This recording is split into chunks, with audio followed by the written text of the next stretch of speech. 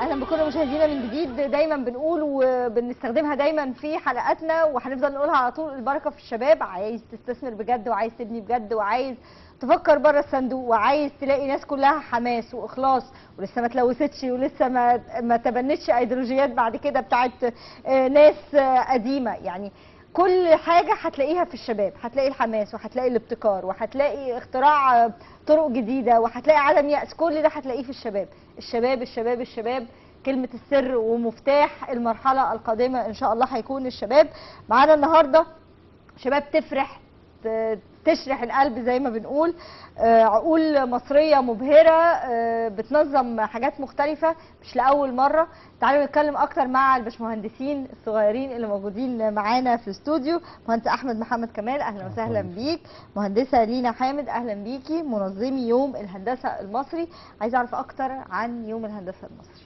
طيب، يوم الهندسة المصري هو نشاط من ضمن الأنشطة اللي احنا بنقوم بيها في رابطة مهندسي الكهرباء والإلكترونيات الاي تريبل اي مصر. يوم الهندسة المصري يعني حضرتك خريج بالفعل؟ أنا اتخرجت بالفعل من 5 سنين، ومشترك من يوم الهندسة المصري أو مسابقة صنع في مصر بقالي فعلا 5 سنين أو أكتر. يعني خلينا نتكلم على ان من ضمن الانشطه اللي بتقوم بيها الاي تريبل اي اليانج بروفيشنال فيها 3 انشطه مختلفه، فيها مدينه المستقبل ويوم الهندسه المصري ومسابقه صنع في مصر. تمام. فخلينا لو نبدا مع لينا حامد، هي اوريدي هي اللي بتمثل يوم الهندسه المصري، انا بمثل صناعه في مصر ان شاء الله باذن الله. لينا ازيك؟ الحمد لله. انطلقي. اولا احنا بنتكلم عن اي تريبل اي. اي تريبل اي هي منظمه عالميه، تمام، في مقرها في نيويورك. بدات في سنه 63.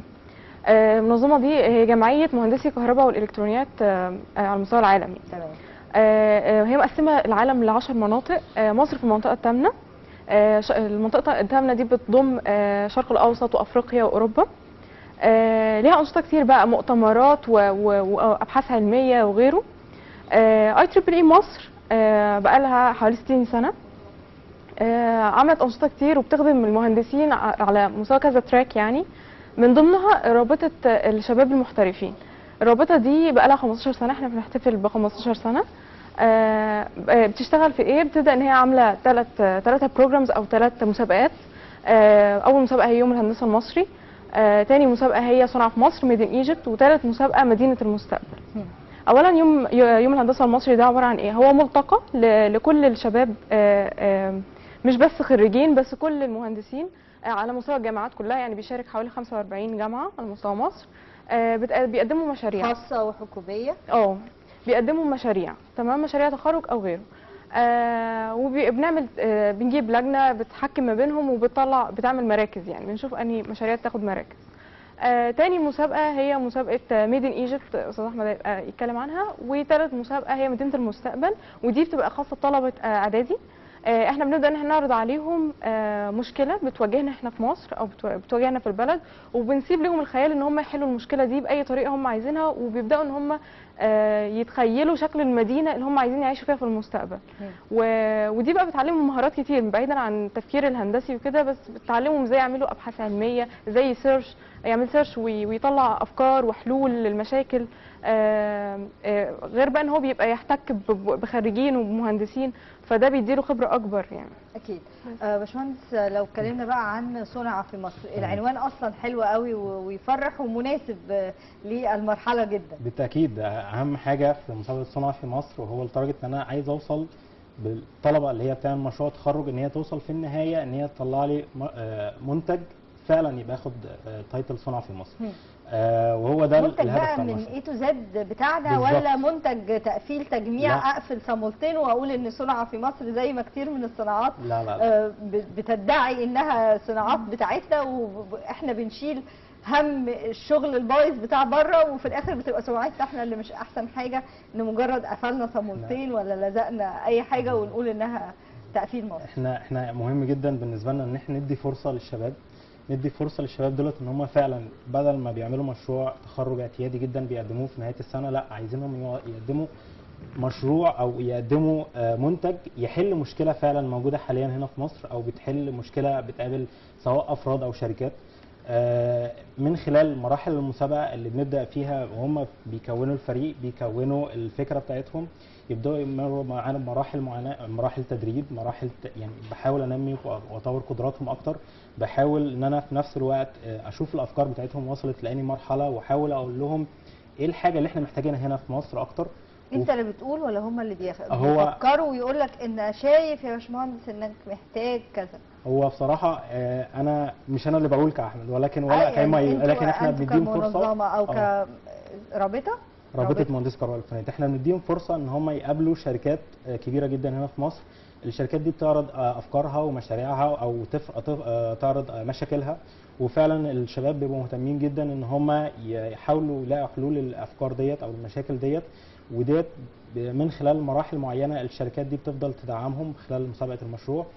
وفي النهايه خالص ان شاء الله باذن الله في بنعرض كل المشاريع اللي بتشارك معانا في يوم صنع في مصر في يوم الهندسه المصري. الوان ايفنت كله بيتعمل في يوم الهندسه المصري ان شاء الله. طيب. احنا عندنا حاليا السنه دي اول ما بدانا التسجيل كان معانا 250 مشروع، حاليا احنا معانا 47 مشروع بعد ما عملنا نوع من انواع التصفيه للفرق، وان شاء الله باذن الله الفرق ديت يعني نتمنى ان شاء الله باذن الله نشوفها في يوم الهندسه المصري باذن الله في اغسطس القادم. نتعشم ان شاء الله. خلينا نتوقف لحظات فيديو كده للشباب والباشمهندسين وهم بيكلمونا اكتر فيه او بنشوف فيه شغل اكتر عن يوم الهندسه المصري، ونرجع تاني نكمل حلقتنا. خليكم معايا. احفر اسمك جواها، صفي قلبك حسها، قوم غير شكلها، شوفها بكل الالوان، نور بضحكتك السما، مد ايدك روح لها،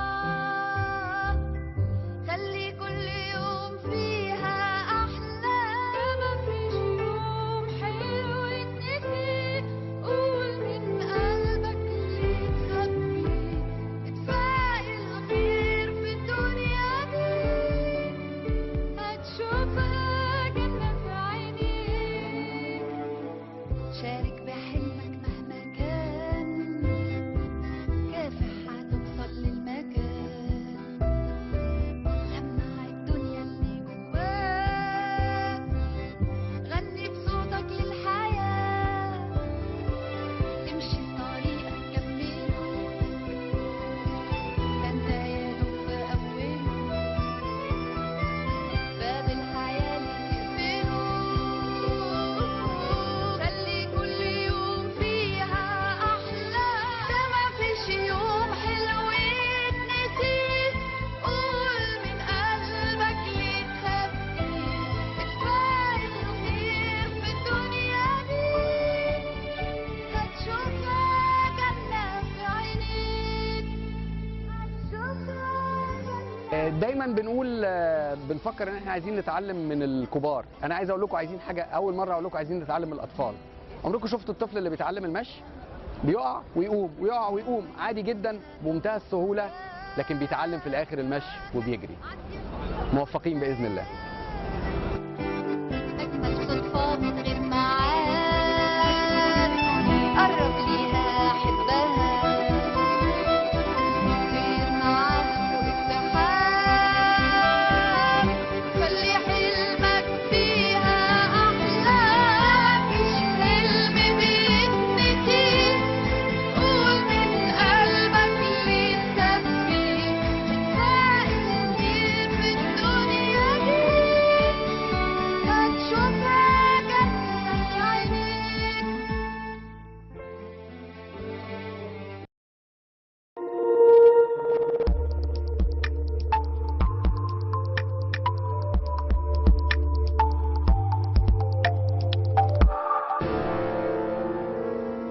اهلا بيكم من جديد. تيجي نبنيها. شفنا مع بعض الفيديو، وعايزه اقول حاجه، لما بنلاقي الفيديو اللي عامله شباب واللي مديهولنا متطوعين بيختلف خالص لما بيجي لنا فيديو معمول بشكل يعني هو الفيديو قد ايه حرفي يعني ومتقدم بشكل محترف، بس اللي انا بتكلم فيه بتلاقي روح الشباب ظاهره قوي، بتلاقي طريقتهم، حركه الكاميرا، يعني بتحس ان الفيديو نفسه شاب زيكم. بالتاكيد. انا عايزاك تعلق لي على الفيديو يا باشمهندس وتقول لي ده كان معرض ايه؟ يوم الهندسه المصري سنه 2014.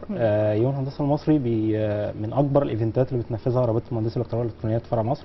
هو يعتبر على مستوى العالم هو رقم 2، على مستوى اوروبا والشرق الاوسط هو رقم 1 من حجم عدد المتطوعين وعدد المشاريع اللي بتتعرض وعدد الفيزرز اللي كانوا موجودين معانا السنه دي 2014. هو بيتفتح لاي عدد من الزائرين من اي بالظبط. كليه ولا للجموع الناس عادي؟ هو احنا بنفتح ريجستريشن على الموقع بتاع يوم الهندسه المصري، وفي ناس فعلا بتسجل، بندي ليهم بريورتي في الحضور لو عندنا الكباستي كبيره جدا. يعني السنه اللي قبل اللي فاتت كان عندنا عدد زائرين تجاوز 30,000 ما شاء الله. وكان فين؟ كان في قاعه المؤتمرات. وكان بالنسبه لنا فرصه كبيره جدا او تحدي كبير جدا مع العدد ده كله، خاصه ان احنا عندنا اكتر من 200 متطوع. مهم جدا بالنسبه لنا ان احنا نحاول ننظم الايفنت بشكل كويس جدا، بحيث ان احنا نقدر نسيب انطباع كويس عند كل الناس، سواء دكاتره الجامعه والاساتذه ان هو بيشرفونا في الايفنت، بنص الشركات وفي مجال الاتصالات وتكنولوجيا المعلومات، والطلبه العاديه اللي هي حابه ان هي تتعرف على افكار تقدر تشتغل فيها السنين اللي جايه. نقدر نقول كمان يوم الهندسه المصري السنه دي احنا بنحتفل بيه بالسنه ال 15. 15 سنه بنحاول نستمر، بنحاول نكبر الايفنت، انا لسه عايزه اتكلم على 2014 ما خلصتش كلام، هتدخل في 2015 دي. 2016 ان شاء الله. انا عايزه اعرف بس الايفنت لما اتعمل كان سبونسرد باي شركات كتير واتعمل له رعايه، مش عايزه اسامي بس عايزه اعرف هل فقط كانت شركات خاصه ولا تم اتفاق مع شركات حكوميه او هيئات او وزارات او معنيين بشؤون الهندسه المصريه؟ اولا من بدايتنا كان الايفنت تحت رعايه وزاره الاتصالات وتكنولوجيا المعلومات، تمام، ووزاره التعليم العالي، ومسابقه مدينه المستقبليه خاصه بطلبه اعدادي دي تحت رعايه وزاره التربيه والتعليم. وطبعا في شركات كتير حكوميه. تحت رعايتها بجد ولا اسم كده بيتحط؟ لا بجد، كانوا بيدعموكوا بيساعدوكوا. ايوه. مش عايزه اسال ادوكم فلوس يعني تشتغلوا بيها ولا لا، بس سهلوا لكم بقيه الورقيات الحاجات دي؟ اكيد، وبيدعوا رجال اعمال عشان يشاركوا معانا في الايفنت. وطبعا بقى في شركات مالتي ناشونال كتير معانا، يعني بيوصل ل 250 راعي رسمي معانا. طب هايل.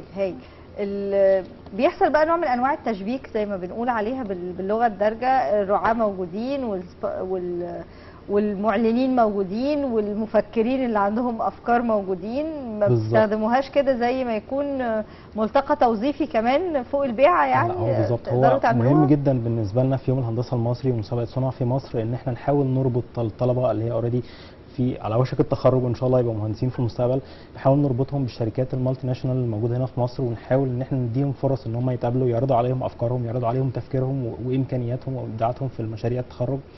في نفس الوقت بنحاول ان احنا بجانب المعرض ذات نفسه بيكون في لقاءات وندوات بتتم بجانب المعرض. الشركات دي بتعرض كل التكنولوجيا اللي وصلت ليها، وبتعرض كل السيرفيس اللي هي اوريدي حاليا بتقدمها سواء بالقطاع العام او القطاع الخاص. وده بيبقى فرصه كبيره جدا ان الشباب يتعرف على على الشركات ديت ويتعرف على انتاجاتها والفرص اللي ممكن تتقدمها من الشركات ديت ليهم. وبتبقى بصراحه فرصه كبيره جدا للشباب ان هم الخارجين ان هم، ودي بتبقى بالنسبه لهم الفرصه الاولى ان هم يقدروا يقابلوا الشركات دي فعلا. وفعلا في قصص نجاح من يوم الهندسه المصري ان الشركات دي بتبقى فعلا تبقى سبونسر بعد كده للمشاريع التخرج ديت، ان هي توصل بعد كده ان فعلا تبقى منتج باسم مصر، وللطلبه ذات نفسها او للشباب الخارجين دولت ان هم بعد كده يلاقوا فرصه سواء وظيفه او اوبورتيونيتي جوه مصر او بره مصر ليهم ان شاء الله. ما بيحصلش العكس؟ ما بتجيش شركه من الشركات تقول انا عندي مشكله في الانتاج كذا، عندي مشكله سواء بقى في سير بقى كهربي او مش عارفه الفنيات بتاعتكم، بس يعني يجي يقول انا عايز حل لده هندسيا، فيقوم مجموعه من المهندسين الصغيرين لسه يبتدوا يتبنوا القصه دي وهم يصرفوا عليها بحيث انها تبقى مشروع للشباب، وبعدين هم ياخدوها والامور تمشي بالمنظر ده. هل ده حصلت دي ولا موجودة احنا فعلا. نتعشم بس ان ده يحصل وخلاص؟ لا ده موجود فعلا. يعني يوم الهندسه المصري احنا لما بدانا السنه دي كان معانا 6 شركات من الشركات الكبيره جدا في مجال الاتصالات وتكنولوجيا المعلومات، عرضوا افكارهم وعرضوا مشاكلهم اللي هم بيقابلوها، واحنا عملنا لينك ما بين الطلبه اللي هي مشاريع التخرج، وعملنا ما بين الشركات ديت بحيث ان هم يقدروا يعرضوا افكارهم او يعرضوا امكانياتهم في لحلول للمشاكل ديت. تمام. وفعلا الشركات دي بدات في خلال سنه من اكتوبر اللي فات لغايه النهارده الشركات دي بتقدم دعم تقني او مادي للشباب دولت ان هم يوصلوا فعلا لبروتوتايب او يوصلوا فعلا لمشروع يقدر يحل المشكله دي فعلا. ودي حقيقه كيسز موجوده فعلا وهنشوفها ان شاء الله باذن الله في اغسطس القادم. عايزه اضيف حاجه بس، الفرق ما بين مسابقه صنع في مصر ومسابقه يوم الهندسه المصري ان صنع في مصر هو بيوجهك لايه هي الفكره اللي احنا محتاجينها، فبياخدوا الطلبه من سنه ثالثه او من بدايه سنه رابعه وبيبداوا ان هم يوجهوهم ان هم يختاروا الفكره ما تكونش مكرره او ما تكونش يعني استخدمناها قبل كده او كده، فبيبداوا ان هم يوجهوهم وبيشتغلوا معاهم واحده واحده ان هم ازاي يدرسوا الحل الاقتصاديه للمنتج، دراسه الجدوى وكده، بحيث ان هم يوصل للمنتج انه يكون قادر انه ينافس في السوق. فهو ده الفرق. لكن يوم الهندسه المصري بتبقى مشاريع بتتقدم وبيتعمل لها زي تصفيه وعلى طول بتتعرض في المعرض في الايفنت في اليومين. اقدر اشارك في مدينه المستقبل واقدر اشارك في صنع في مصر في يوم الهندسه المصري بمشروع دخل ده او ده، احط المشاريع اللي شاركت هنا والمشاريع اللي شاركت هنا وادخلها في يوم الهندسه المصري بالظبط. يعني ان شاء الله باذن الله ولا لا دي حاجه لا حاجة. ده بالعكس فيوتشر سيتي احنا يعني الميزه في الثلاث مسابقات دولت ان هم بيكفروا او بيغطوا اعمار مختلفه. عندي الفيوتشر سيتي ديت بتغطي طلبه المدارس في المرحله الاعداديه، بيحاولوا يتخيلوا الشكل المثالي لمدينه، بيقسموا المرافق بتاعتها، الاماكن اللي فيها الخدمات والاماكن اللي فيها السكن. وبعد كده عندنا يوم الهندسه المصري بيكفر او بيغطي طلبه كليات الهندسه وحاسبات ومعلومات بحيث في مشاريع التخرج بتاعتهم. يوم الهندسه المصري اكتر السنه دي في حاجه اكتر جديده بنقدمها، ان احنا في كاتيجوري او في سيجمنت او في مجال لمشاريع الخاصه بمجال الانرجي، بمجال الكهرباء او مجال الطاقه، ان يبقى ليها فرصه ان هي تعرض افكارها وتعرض مشاكلها. وده على مستوى يعني اي مستوى بشكل عام، مش شرط طلبه كليات هندسه، لا اي حد ليه عنده فكره تقدر تحل بالظبط، تقدر تحل مشكله طاقه بحيث مثلا ان نوفر استهلاك الطاقه بشكل عام، او ان احنا نحاول نستخدم الطاقات اللي هي المتجدده. يعني احنا بنرحب جدا بيها ان هي تسجل معانا في المسابقه بحيث او تسجل معانا في يوم الهندسه المصري بحيث ان هي تقدر يبقى ليها فرصه ان هي تبقى موجوده معانا ان شاء الله في اغسطس القادم. ان شاء الله. صنع في مصر ده عنوان الفيديو اللي هنشوفه مع بعض دلوقتي، تعالوا نشوفه ونرجع تاني نكمل حلقتنا، خليكم معانا.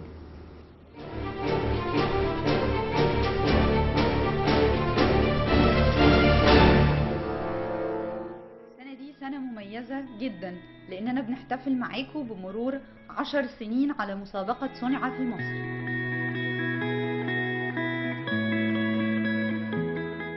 صنع في مصر برنامج عايز يبث روح الإيجابية، روح الأمل في مستقبل أفضل لمصر. الأمل إن احنا نقدر نطور صناعة مصر عن طريق الطلبة، عن طريق البحث العلمي، عن طريق المستقبل. مسابقة صنع في مصر بتحاول تخرج طالب بمهارات مختلفة، منفتح على القطاع الخاص، منفتح على سوق العمل، بتحاول تنمي روح الانتربرينور شيب عند الطلبة، بتحاول تخلق مستقبل أفضل للطلبة. كانت فكرة المهندس ياسر توفيق وأنا، الفكرة دي جت في دماغنا ضمن مجموعة من الطلبة كان بداية تفكيرهم في 2002 أو قبل ذلك ازاي يربطوا ما بين الجامعة والصناعة.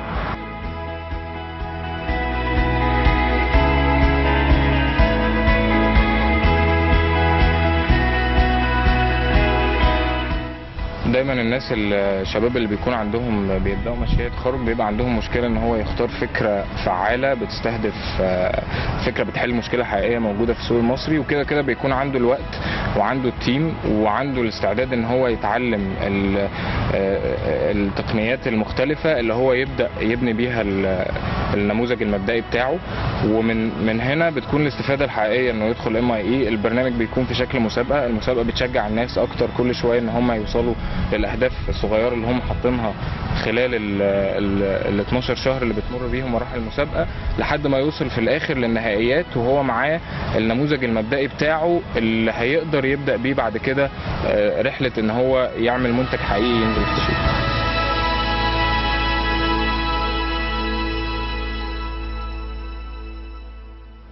MIE مكمله لغايه دلوقتي لان هي بتحقق الوين وين سيتويشن لكل الاطراف المشاركه فيها.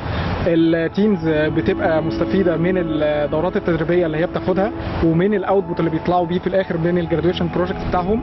الاندستري من الناحيه الثانيه بيبقى مستفيد لان هو في ناس بتشتغل على النيد بتاعته وبتحاول تحل المشكله بتاعته، وبعد كده هو يقدر يستفيد من التيمز دي او من الجراديويشن بروجكتس او البروتوتايب اللي طلعت في مجال الصناعه بتاعه. احنا لغايه دلوقتي عندنا اكتر من 2000 ستودنتس عملوا بارتيسيبيشن في MIE من اكتر من 30 جامعه مختلفه، طلعوا اكتر من 360 بروتوتايب او 360 جراديويشن بروجكت. 10 سنين اللي فاتوا من MIE كنا بنحاول نقرب الجامعه من الصناعه والصناعه من الجامعه. الفتره الجايه التركيز هيبقى ان احنا نضمن ان المنتج الاساسي طالع بيخدم الصناعه وبيخدم الهدف اللي المفروض هو معمول. فاحنا هنبتديها من عكس، رجل الصناعه هيجي من الاول يبقى مع التيم من داي زيرو، يبدا يقول هو ايه المشكله بتاعته ويبدا يمشي مع التيم مرحله مرحله ويتابع المنتج ده وهو بيكبر عشان في الاخر يستلمه زي ما هو عايز. لو شايف عندك روح التحدي، لو شايف عندك الرغبه انك تعمل مشروع مختلف، لو شايف عندك قدر من الايجابيه عايز تنميه، لو شايف عندك ان انت عايز تحلم، لو تقدر تحلم شارك في صناعه مصر. دعوه من هنا لكل الطلبه، لكل الشركات الصناعيه، لدكاتره الجامعه، تعالوا نطور مع بعض ونشتغل مع بعض في اطار المسابقه، نطور مشاريع تخدم البلد.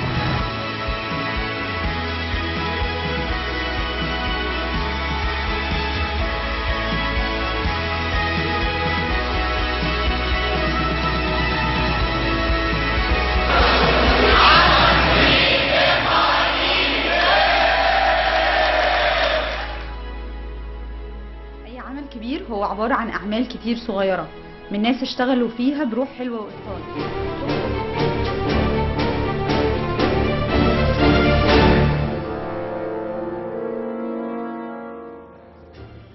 أي عمل كبير هو عبارة عن مجموعة أعمال كتير صغيرة الناس اشتغلت فيها بروح حلوة وإتقان. ده اللي انتوا بتقولوه في الفيديو وده اللي أنا مقتنعة بيه جدا، وهو ده اللي هسألكم دلوقتي. أعمال كتير صغيرة طلعت المنتج النهائي اللي أنا شايفاه ده. إيه الأعمال الكتير الصغيرة دي؟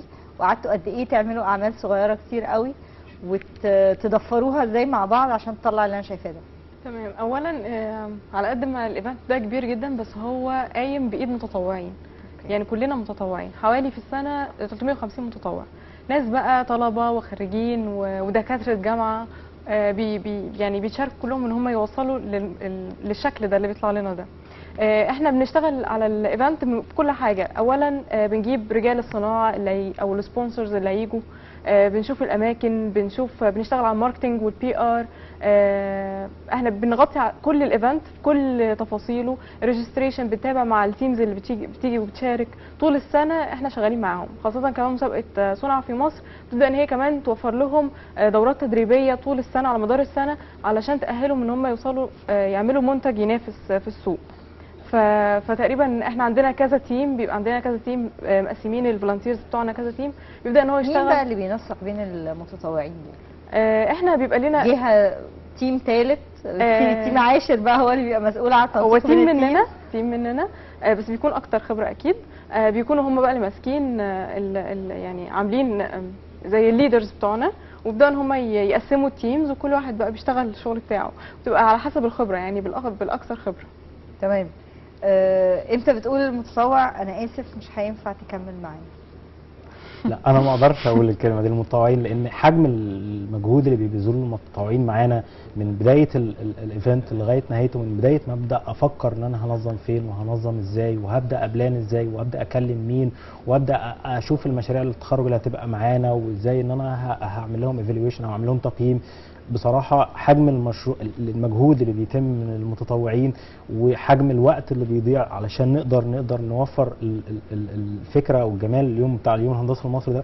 بصراحه يعني كل متطوع معانا بيشترك مع في الايفنت بتاع يوم الهندسه المصري كاننا عيله واحده، بتحاول تربطنا حاجه واحده بس، هي الفرحه بتاعت الشباب اللي هم في الستيج او في النهايه بيكسبوا الجوائز بتاعتهم. فرحه بصراحه يعني بتكفر لينا كلنا. الفرحه دي بتتنقل عندنا اكتر 10 اضعاف، ان احنا قدرنا نساعد الشباب دولت فعلا ان هم يوصلوا للمستوى ان البروتوتايب بتاعهم او المشروع التخرج بتاعهم لا في حاجه اتغيرت في عندهم، في حاجات كتيره عملوها في خلال السنه.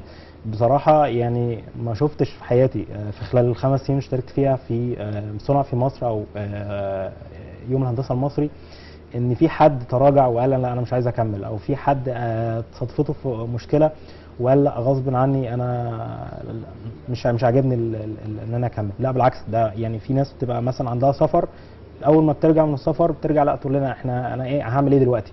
ديت الحاجه بامانه يعني في ناس كتير بتحاول ان هي تاخد اجازات في يوم الهندسه المصري بالذات علشان فقط تقدر تشارك فيه وتنظيمه وتقدر تشوف فرحه الشباب في نهايه اليوم الهندسه المصري.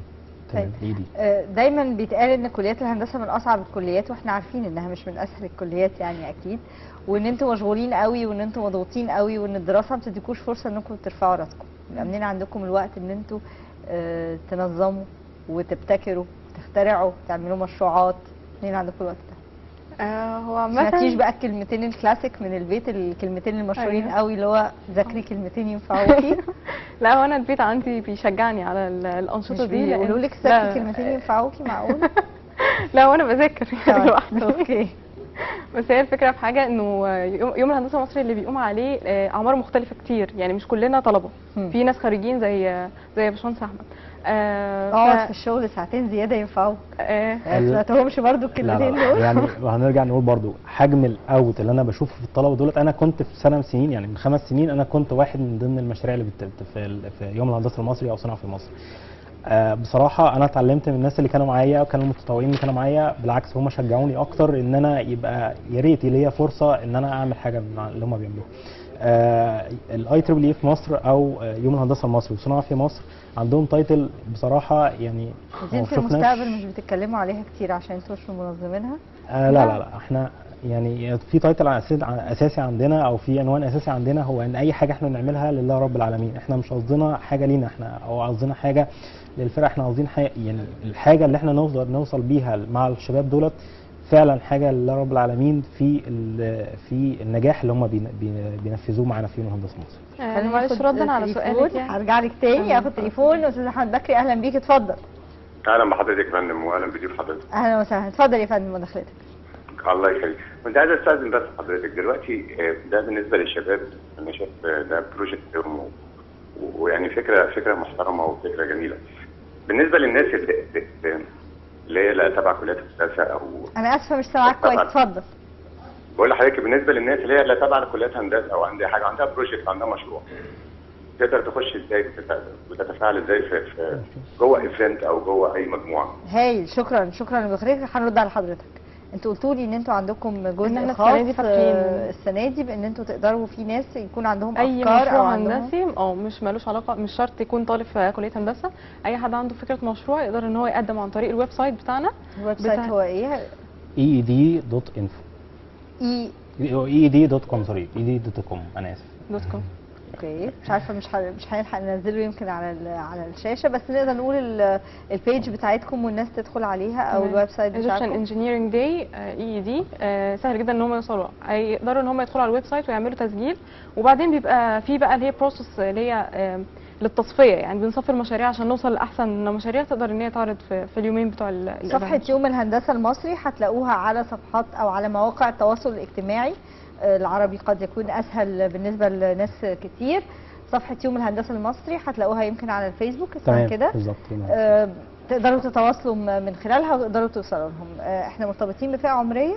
لا يوم الهندسه المصري بتستقبل اي مشروع في مجال الهندسه او مجال تكنولوجيا المعلومات بيحاول يحل مشكله اي حد ممكن يقدر يدخل يسجل على الويب سايت، يقدر بعد كده هنتواصل معاه ونبدا نعرفه ايه الحاجات اللي هو مطلوب منها يقدمها ان شاء الله باذن الله. لينا كان عندك تعليق؟ كان رد على سؤالك بس انه هو بياخد من وقتنا او كده.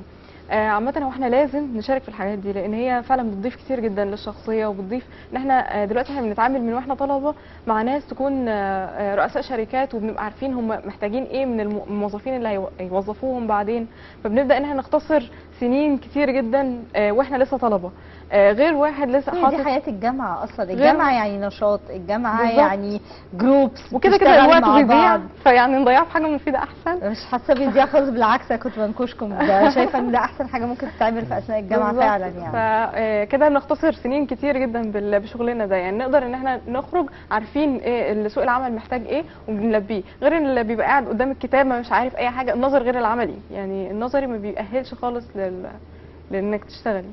عندي على مدار حلقات كتير جدا من تيجي نبنيها وقبله برنامج شارك استضفنا مجموعات كتير جدا من كليات هندسه، وانتوا عندكم بروجكتس كتير قوي، روابط كتيره جدا، مشاريع كتيره جدا، وايام كتير زي يوم الهندسه المصري وصنع في مصر وحاجات كده، مش بتبقى بس خاصه بالكهرباء والاتصالات، بتبقى خاصه بحاجات كتير.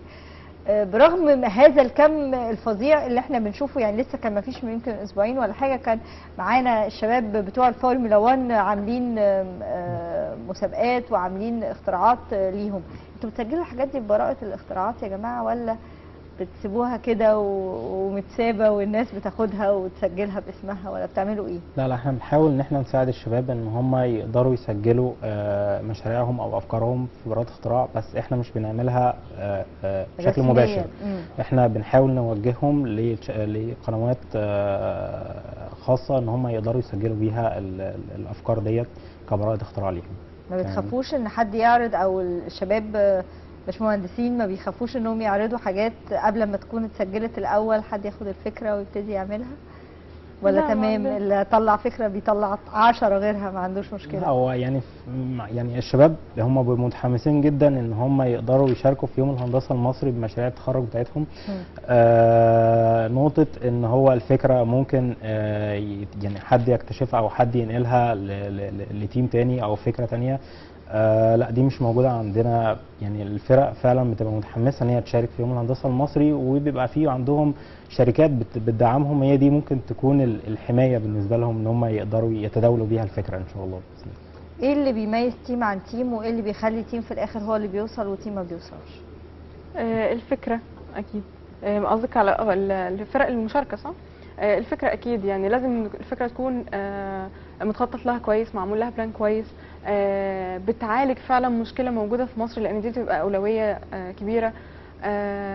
برضو تنظيم ما بين التيم، ما بين اعضاء الفريق، حاجات كتير كرياتيفيه كتير. ضمنها برضك الجديه، يعني لازم يكون التيم جاد جدا ان هو يقدر ينفذ الفكره بتاعته، ويقدر فعلا ان هو يحل المشكله اللي احنا عايزينها. يعني ده رقم واحد بالنسبه لنا، لازم يكون الفكره اللي هو شغال عليها بتحل المشكله في السوق المصري حاليا، او بتحل مشكله للشركات اللي هي مالتي ناشونالز الموجودين هنا معانا في مصر. الجديه بتاعت التيم، الاصرار بتاعه ان هو ينفذ الفكره دي من ضمن الاهم عوامل بالنسبه لنا. كمسابقه صنع في مصر احنا عندنا مرحله لازم الفريق يعدي منها علشان يقدر يوصل نهائيات يوم الهندسه المصري. المرحله ديت هي مرحله ان هو لازم يعرض قدامنا فكره المشروع وهي شغاله، بتنفذ فعلا الفانكشن، بتنفذ فعلا الوظيفه اللي هي حطها في البدايه. من غير التنفيذ ده احنا ما بنقدرش ان احنا نستمر مع التيم، لان هو فعلا في الحاله ديت اثبت لنا عكس ما هو كان متوقع منه. شهر اغسطس متوقعين تشوفوا ايه؟ احنا متوقعين في شهر اغسطس ان شاء الله باذن الله نشوف زي كل سنه بنعمل في 15 سنه اللي فاتت، عدد اكبر من عدد الزائرين، عدد اكتر من المتطوعين متحمسين فعلا ان هم يقدروا يكونوا مع الطلبه اللي هي بتعرض مشاريعهم. متوقعين نشوف مشاريع غير المشاريع السنه اللي فاتت، ويمكن بتكمل على المشاريع بتاعت السنه اللي فاتت. متوقعين ان احنا نشوف رجال الصناعه وفي مجال الاتصالات وتكنولوجيا المعلومات ان هم يشاركونا في يوم الهندسه المصري من ناحيه كمحكمين او من ناحيه كزائرين، يشوفوا المشاريع، يشوفوا الطلبه، يشوفوا الشباب وهم بيعملوا الافكار ديت.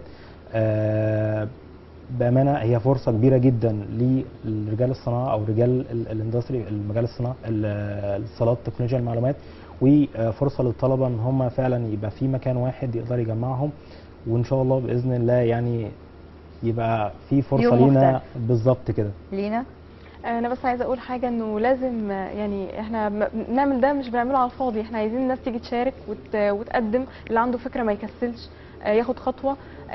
عنده وقت لغايه دلوقتي لسه؟ احنا تقريبا هنقفل 13 يوم 13، فاعتقد في يومين لسه، فاضل يومين يقدروا ان هم يقدموا، يبداوا ان هم يعملوا الفيديو اللي احمد كان بيتكلم عنه. الفكره في الرحله فعلا، مش الفكره في النتيجه، مش شرط ان انت تاخد مركز، مش شرط ان انت توصل لان انت تكسب كده، طبعا يا ريت، بس لو ده ما حصلش فانت كسبت طول الرحله، كسبت ان انت عرفت ناس، عرفت خارجين، عرفت ناس من شركات كبيره، عرفت ايه اللي ناقصك انك تبدا انك تشتغل عليه، عرفت المشروع بتاعك ده ممكن يوصل لفين وممكن ينافس ايه. فشاركوا وان شاء الله تستفادوا معانا. لما بنقول بركه في الشباب ما بنبقاش بنقول اي كلام، شايفين الحماس وشايفين الشغل، وهنشوف بقى هيعملوا ايه في اغسطس، وهنجيبهم تاني ان شاء الله في الاستوديو، واحنا كاميرتنا هتكون موجوده معاهم في اليوم الهندسه المصري. ونقابلكم ان شاء الله الاسبوع الجاي وحلقه جديده. مهندس احمد محمد كامل، مهندسه لينا حامد، شكرا لوجودكم معانا النهارده. شكرا جدا ليك. نقابلكم ان شاء الله الاسبوع الجاي وحلقه جديده. السلام عليكم ورحمه الله وبركاته.